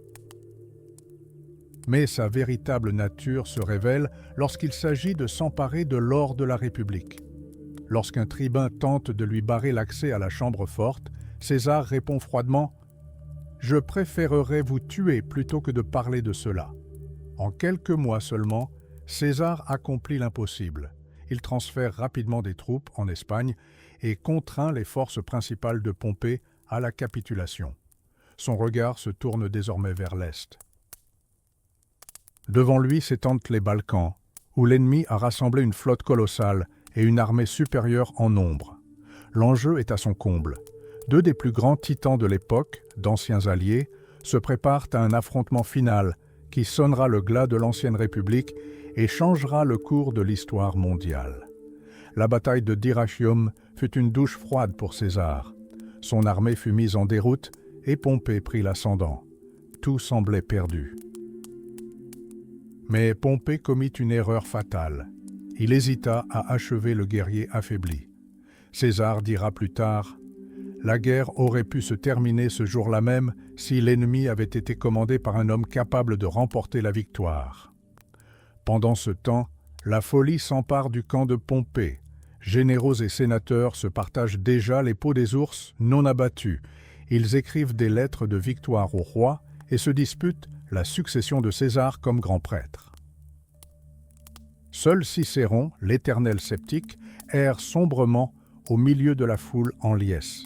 Il le sait, cette joie est prématurée. Tant que César vivra, nul ne sera en sécurité. Le dénouement survient en juin 1948, sur les champs de Pharsale. Pompée jouit d'une supériorité numérique écrasante, mais le génie de César transforme son armée en une foule en déroute. Pompée, le grand vainqueur d'antan, s'enfuit en Égypte, espérant y trouver refuge. Mais au lieu de trouver abri sur le rivage, un coup de poignard perfide l'attend. Il est tué sous les yeux de sa femme et de son fils, et sa tête est ensuite présentée à César comme un trophée.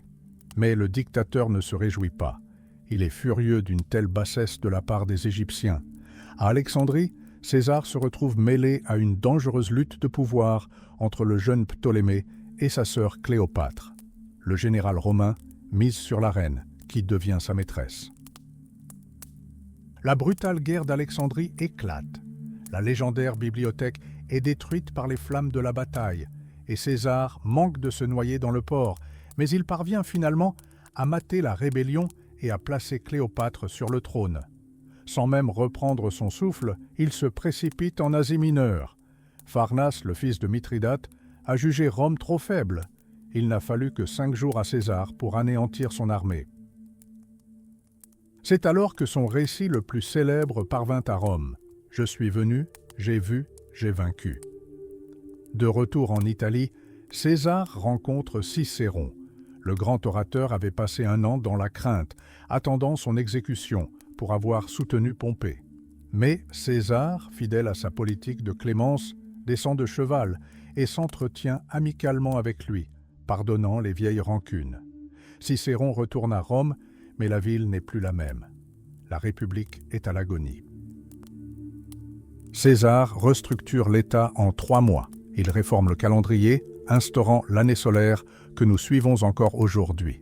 Il limite la distribution des céréales, lutte contre le luxe et fait construire Rome avec des temples grandioses. Mais ses ennemis n'ont pas encore déposé les armes. En Afrique, le dernier bastion des républicains se rassemble sous la bannière de l'implacable Catone. La bataille de Thapsus marque la fin décisive de cette campagne. Les Pompéiens sont mis en déroute. Caton, refusant de voir le tyran triompher, se suicide. César rentre à Rome en maître absolu du monde. 4 triomphes fastueux, l'or coule à flot, des banquets sur 22 000 tables. Mais derrière ce faste se cache une statistique terrible. La guerre civile a décimé la moitié de la population romaine. La République est morte. Et sur ses ruines se dresse la figure d'un homme dont le nom deviendra le titre de tous les futurs empereurs. César a obtenu tout ce dont il rêvait, mais le prix de ce pouvoir s'est avéré exorbitant. César est à la fois un dieu et un tyran. Mais tandis qu'il redessine la carte du monde, tapi dans l'ombre de sa grandeur, se cache un homme dont l'arme était plus tranchante que le glaive d'un légionnaire, Marcus Tullius Cicéron. Officiellement, il s'est retiré, écrit des traités d'éloquence et prétend que le forum ne l'intéresse plus. Mais c'est un mensonge. Cicéron est enfermé dans une cage dorée, suffocant sans politique. Il espère désespérément que Rome ne pourra plus respirer sans lui, que les tribunaux dépériront et que sans sa voix, la République finira par s'effondrer. L'occasion de se faire un nom se présente alors. Une série de procès retentissants s'ouvre, au cours desquels Cicéron défend les anciens ennemis du dictateur. Le moment le plus épique survient lors du procès de Ligarius. César arrive avec un verdict déjà préparé. Il déclare sans ambages à ses amis « Pourquoi ne pas écouter Cicéron ? L'affaire est déjà réglée. Ligarius est un scélérat et mon ennemi. » Mais dès que l'orateur prend la parole, le masque d'indifférence se fissure sur le visage du souverain. Le discours s'écoule avec passion et une incroyable finesse. Lorsque Cicéron évoque la bataille de Pharsale, l'impensable se produit. Le grand dictateur, témoin de milliers de morts, est saisi d'effroi et les rouleaux contenant ses notes lui échappent des mains. Les mots triomphent de la violence, César est contraint de pardonner à son ennemi. Mais Cicéron ne se contentait pas de prodiguer des compliments. Dans son célèbre discours en faveur de Marcellus, il s'en prend directement à César. Il déclare « Vos victoires, la Gaule, le Rhin et le Nil ne sont que poussière si vous ne restaurez pas l'État. Si vous ne fortifiez pas Rome par des lois et n'éteignez pas les feux de la guerre civile, votre nom errera à jamais à travers le monde sans jamais trouver de repos. » Cicéron exigeait des réformes, une régénération morale et le retour du Sénat au pouvoir. Mais César avait son propre plan, bien plus radical. Le dictateur n'était pas un théoricien de salon. Tandis que les penseurs débattaient de l'État idéal, César agissait avec pragmatisme. Il distribua des terres aux anciens combattants, réduisit le nombre de bénéficiaires de pain gratuit pour freiner le lumpenprolétariat et nomma ses proches au Sénat. Sa fameuse clémence n'était pas un simple acte de bienveillance, mais un calcul froid visant à consolider son pouvoir. Mais la guerre ne lâchait rien, le dénouement se déroula en Espagne. La bataille de Munda devint la plus brutale de la carrière de César. Là, il ne combattit pas pour la gloire, mais pour sa propre vie, se jetant lui-même au cœur de la mêlée, bouclier à la main, lorsque les légions commencèrent à fléchir. Le résultat fut effroyable. 13 légions ennemies furent anéanties et la tête de Cnaeus Pompée, le jeune, fut exposée. César revint à Rome, chaussé des bottes rouges des rois antiques, auréolé d'honneurs divins. Un 5e triomphe, des banquets interminables sur des dizaines de milliers de tables, des statues d'or parmi les dieux. Mais la ville demeura muette. Le peuple avait compris, c'était un festin sur les ossements de ses concitoyens. César atteignit le sommet de la gloire, devenant le premier véritable empereur. Mais il ne créa jamais un système qui pût exister sans sa volonté de faire. Il demeura un dictateur brillant, s'essayant à la couronne royale, tandis que dans son dos, ceux qui refusaient de vivre dans son ombre aiguisaient leurs poignards. César était au sommet de sa gloire, mais un abîme s'ouvrait déjà sous ses pieds. Ironie du sort, la fin triomphale de la guerre civile n'avait pas renforcé son pouvoir, mais l'avait au contraire rendu mortellement vulnérable. En démobilisant les légions, il avait perdu la seule force capable de le protéger. La vieille aristocratie, rongée par la haine, étouffait sous son joug, et ses nouveaux alliés parmi les vétérans et les affranchis ne constituaient pas encore un rempart fiable. Le dictateur se retrouvait prisonnier d'une cage dorée d'isolement politique, contraint de naviguer entre des ennemis qui n'attendaient que le signal pour frapper. Tandis que César s'adonnait aux honneurs divins, un autre homme vivait une catastrophe personnelle dans le calme de ses villas, Marcus Tullius Cicéron. Son monde s'écroulait de toutes parts. Son mariage de 30 ans avec Terentia s'acheva par un divorce scandaleux. Son nouveau mariage avec la jeune Publilia tourna au déshonneur, et la mort soudaine de sa fille bien-aimée, Tullia, le brisa. Profondément abattu, le grand orateur fit ce qu'il savait faire de mieux, se plonger dans le travail. Rien qu'en 45 avant Jésus-Christ. Jésus-Christ, il produisit une œuvre considérable, traduisant en quelque sorte toute la sagesse grecque en latin. C'était une tentative pour apaiser la douleur insoutenable de la perte de son enfant et la prise de conscience que sa chère République était morte. Imaginez l'ampleur de la chose, même au cœur de la campagne d'Espagne. César trouvait le temps de se livrer à des joutes intellectuelles avec Cicéron. Lorsque l'orateur publia un éloge funèbre en l'honneur de Caton, le dictateur répondit par son propre ouvrage, l'Anti-Caton. Tout en commandant des armées et en redessinant la carte du monde, César écrivit 2 livres pour déconstruire l'image de son ennemi idéologique. Il couvrait Cicéron d'éloges pour son style, mais dans le même temps, le détruisait méthodiquement en tant qu'homme politique. C'était un affrontement d'esprit, tandis qu'en coulisses, un affrontement d'armes se préparait déjà. Le dénouement survint aux Ides de Mars. Tandis que les poignards des conjurés s'enfonçaient dans la chair du dictateur, Marcus Brutus leva l'acier ensanglanté et cria aussitôt le nom de Cicéron. Les conjurés croyaient qu'en tuant un seul homme, ils sauveraient le régime. Mais ils n'avaient aucun plan pour le lendemain. La ville se tut.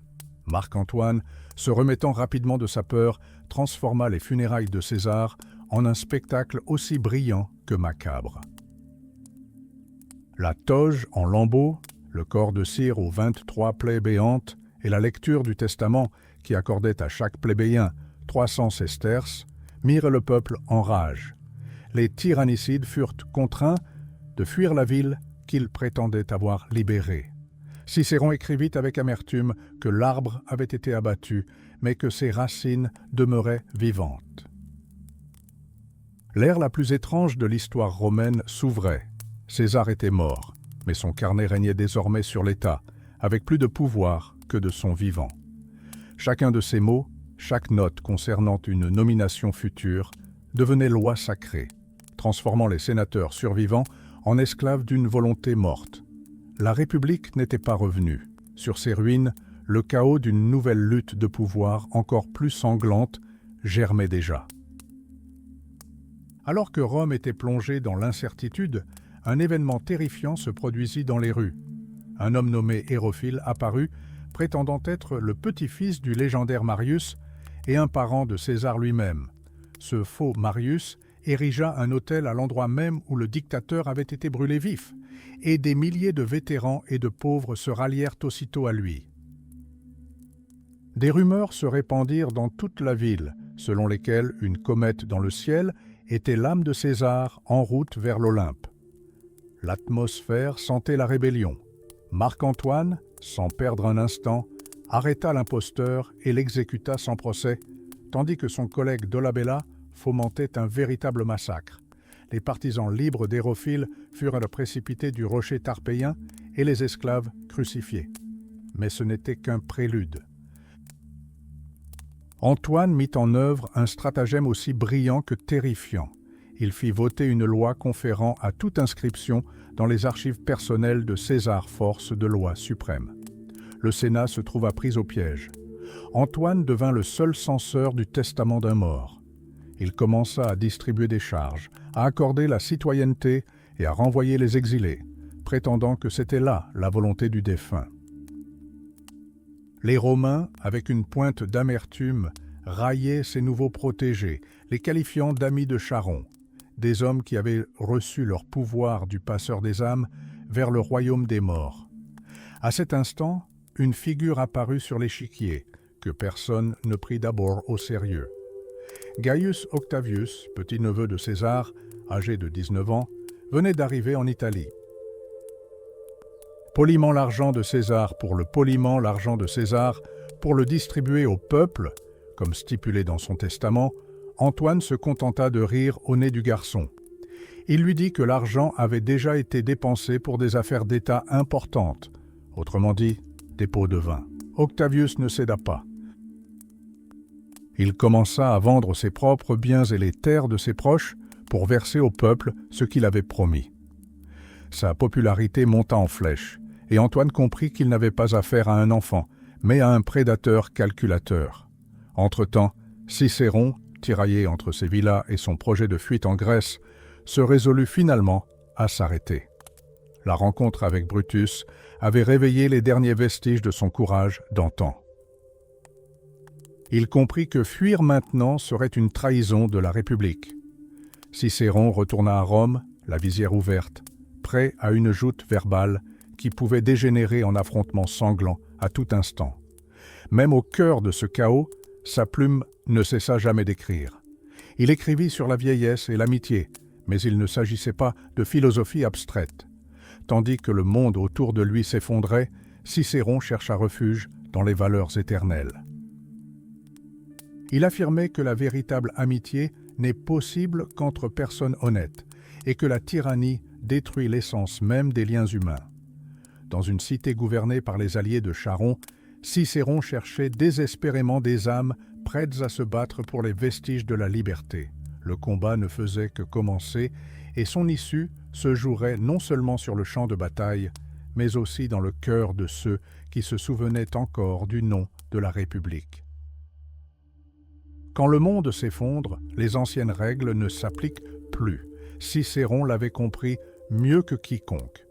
Pour lui, l'amitié n'était jamais une simple conversation agréable autour d'un verre de vin. C'était un fondement politique et une garantie de survie. Mais où se situe la limite à ne pas franchir pour un être cher ? Dans son raisonnement, il pose un ultimatum implacable. Les intérêts de l'État priment toujours sur tout attachement personnel. Si votre ami se retourne contre Rome, il cesse d'être un ami et devient un traître. Aucune excuse du genre « je l'ai fait pour lui » n'est acceptée. Durant ces années sanglantes, il ne s'agissait pas d'une théorie abstraite, c'était une question de vie ou de mort pour la République elle-même. Rappelons sa célèbre dispute avec Gaius Matius. Matius aimait sincèrement César et ne cachait pas son profond chagrin après sa mort, assassiné par des conspirateurs. Mais Cicéron était implacable dans son raisonnement. Sa position était limpide. La liberté de la patrie devait primer sur la vie de tout ami, même le plus cher. À ses yeux, César était un tyran, et toute larme versée pour lui était une trahison des idéaux de liberté. Matius, cependant, répondit avec une ironie amère. Il admit ne pas avoir encore atteint la sagesse nécessaire pour se réjouir de la mort d'un être cher au nom de vagues slogans politiques. Deux extrêmes s'opposaient alors, le devoir civique froid d'un aristocrate et la loyauté personnelle d'un homme qui voulait rester un simple homme. Mais que se passerait-il si tout dans nos vies était déjà prédéterminé par les astres ou la volonté des dieux? Cicéron se demandait, valait-il la peine pour Crassus, Pompée ou même César de connaître leur terrible fin au moment de leur plus grand triomphe? Si l'avenir est inévitable, le connaître n'est qu'une torture prolongée qui vide chaque jour de son sens. Il critiquait avec véhémence la superstition et les tours de passe-passe des diseurs de bonne aventure. Pour lui, défendre le libre arbitre était fondamental. Après tout, si des puissances supérieures ont tout décidé pour nous, alors la bravoure et le châtiment des crimes n'ont plus aucun sens. Si l'homme n'a pas le choix, alors la notion même de héros disparaît. Dans ces dernières années, cherchant à transmettre son expérience à son fils, il dressa le portrait du citoyen idéal. Pour lui, cet homme est avant tout un défenseur de la propriété et de la justice. Cicéron était convaincu que l'État n'avait qu'un seul but, protéger ce qui appartient légitimement au peuple. L'injustice, à ses yeux, n'est pas seulement la violence pure et simple, mais aussi la lâche inaction. Si l'on voit autrui se faire voler et que l'on reste silencieux par paresse ou par peur, on est complice. Même en matière de guerre, il recherchait une limite morale.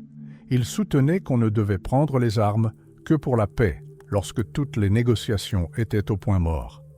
Mais cet humanisme philosophique était toujours empreint de la rigueur romaine. Il justifiait les guerres pour la gloire et la grandeur, persuadé que Rome avait une mission particulière envers toute l'humanité. C'était le chemin difficile d'un homme qui cherchait à sauver un monde en perdition par la force des mots et de la persuasion. Cicéron ne se contenta pas de discuter de morale, il forgea une idéologie capable de consolider la République en ruine. Pour lui, le Romain idéal n'était pas un philosophe rêveur, mais un homme austère, hybride entre laboureur et légionnaire. On laboure la terre, mais au premier appel de Rome, on prend les armes. Tel était le fondement de la Rome antique, et Cicéron chercha à le reconquérir. Même en matière d'esclavage, il était pragmatique, traiter un esclave comme un mercenaire, exiger du travail, mais fournir ce qui est dû. Pour lui, la justice allait toujours de pair avec un calcul rigoureux. Mais comment savoir qui aider et qui ignorer? Cicéron établit une hiérarchie claire, d'abord la patrie et les parents, puis les enfants et la famille, et enfin les amis. Pour lui, l'État est le lien suprême entre les êtres humains, et pour préserver ce lien, un bon citoyen ne doit pas hésiter, même au péril de sa vie. C'est là que le véritable drame commence. Cicéron vit son monde idéal s'effondrer sous le joug des dictateurs. Jules César n'avait rien d'un héros à ses yeux. C'était un homme qui, par soif de pouvoir, avait bafoué tous les droits, divins et humains. Cicéron le qualifiait de tyran et sa prise de pouvoir de meurtre de la patrie. Lorsque il ne mâcha pas ses mots, il traita Antoine d'Ivrogne de lâche et de prostituée. Cicéron comprit que la toge était désormais impuissante face à l'épée, mais il continua de s'en prendre à lui, espérant semer la discorde dans le camp ennemi. Puis entra en scène le garçon, Octave, âgé de 19 ans. Sans influence politique, il disposait en revanche d'argent et de légions de vétérans fidèles. Cicéron prit alors la décision la plus risquée qu'il ait prise. Il avait Cicéron de l'histoire. Octave. Il songea même à entrer secrètement chez Octave et à se suicider près de l'âtre, pour implorer la vengeance des dieux contre le traître. Mais les forces du vieil homme l'abandonnèrent. On le transportait sur une litière, à travers un bosquet dense en direction de la mer, lorsqu'on entendit le bruit des sabots de chevaux. C'était un détachement punitif mené par le centurion Herénius. Le dénouement de cette vie fut digne d'un film. Voyant les assassins, Cicéron ordonna aux esclaves de s'arrêter. Il passe. On raconte. Il laissa. Cicéron croyait que les mots étaient plus puissants que les légions, et bien qu'il ait finalement succombé à l'épée, ses règles d'éloquence devinrent la Bible des hommes politiques pendant 2 millénaires. Comment s'y prenait-il? Il avait un système précis, comparable à celui d'un chirurgien. D'abord, la préparation du terrain et l'élaboration d'un plan, puis une démonstration irréfutable de ses arguments, et enfin, la destruction impitoyable des arguments de l'adversaire. Son client, Milon, alors en exil, lut un jour le discours publié par Cicéron pour sa défense et eut un ricanement amer. S'il l'avait prononcé tel quel au tribunal, je ne serais pas en train de manger ce poisson immonde à Massilia. Le style de Cicéron est dit rhodien. Il représente un juste milieu entre concision et emphase. Il affectionnait les digressions, les anecdotes historiques et les portraits acerbes de ses ennemis. Mais son principal secret résidait dans le rythme. Il choisit lorsque Même dans le camp militaire de Pompée, il affichait une mine renfrognée, mais continuait de faire des plaisanteries qui provoquaient des rires nerveux chez les soldats. On l'accusait souvent de manquer de principes. Tantôt il défendait le peuple, tantôt il faisait défection au profit de l'aristocratie, tantôt il courtisait César, tantôt il le maudissait. Mais Cicéron fut peut-être le premier intellectuel de l'histoire à accéder à la tête d'un vaste État. Avocat avant lui. Il admit sa défaite lorsqu'il déclara que la toge devait désormais s'incliner devant les armes, mais son héritage prouve le contraire. Les empires ont disparu et sa voix résonne encore. Cicéron est bien plus qu'un nom tiré d'un vieux manuel scolaire. C'est un homme qui a su défier le temps lui-même. Sa vie illustre comment les mots peuvent surpasser les armées. Pourquoi parle-t-on encore de lui?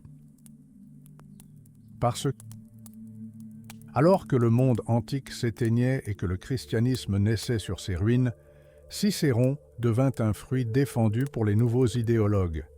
Saint Jérôme faisait des cauchemars où il était flagellé au jugement dernier, au mot « Tu n'es pas chrétien, tu es cicéronien ».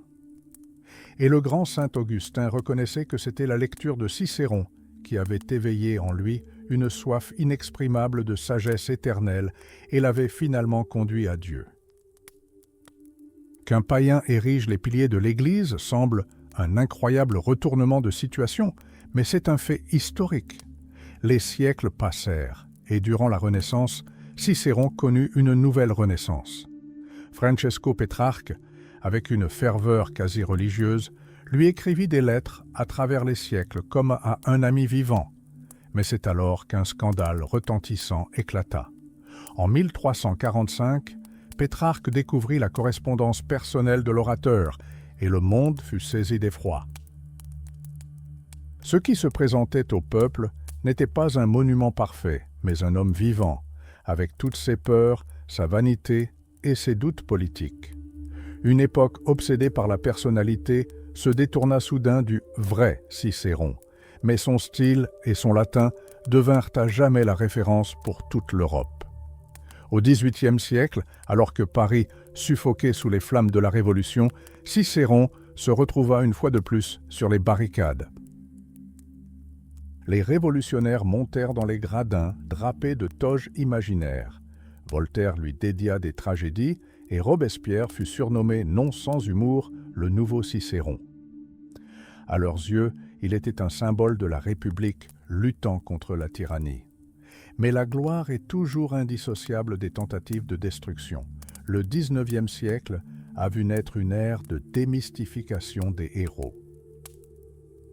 Aveuglés par la grandeur de Jules César, les historiens allemands ont déboulonné Cicéron de son piédestal.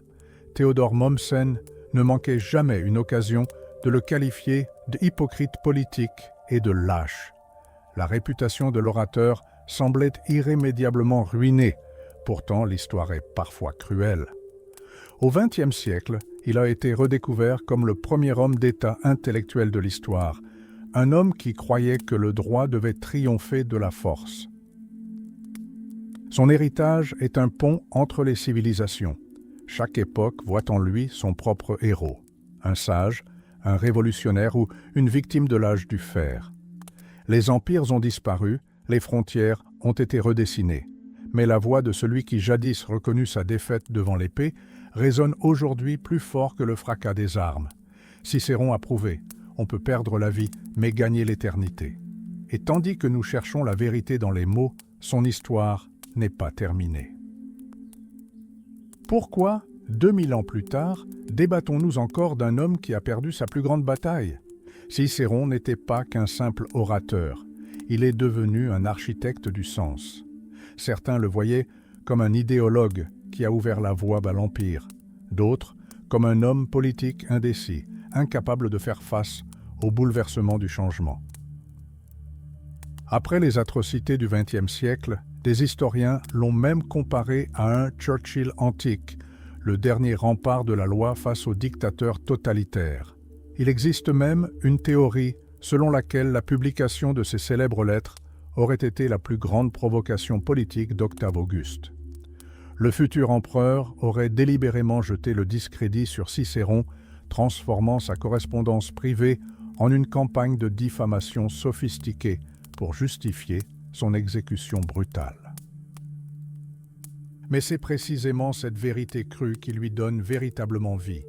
Il n'est pas un buste de marbre figé au regard vide. Il a commis des erreurs, a été vaniteux et a douté, comme chacun d'entre nous. Même son ennemi et contemporain, Jules César, reconnaissait que repousser les limites de l'esprit humain est un triomphe bien plus grand que la simple conquête de nouvelles terres par les légions. Cicéron n'a pas seulement relaté la chute de la République, il a prouvé que les mots peuvent être plus tranchants que les épées. Son histoire restera inachevée tant que sa voix continuera de résonner en nous et de nous inciter à chercher la vérité au-delà de la force brute.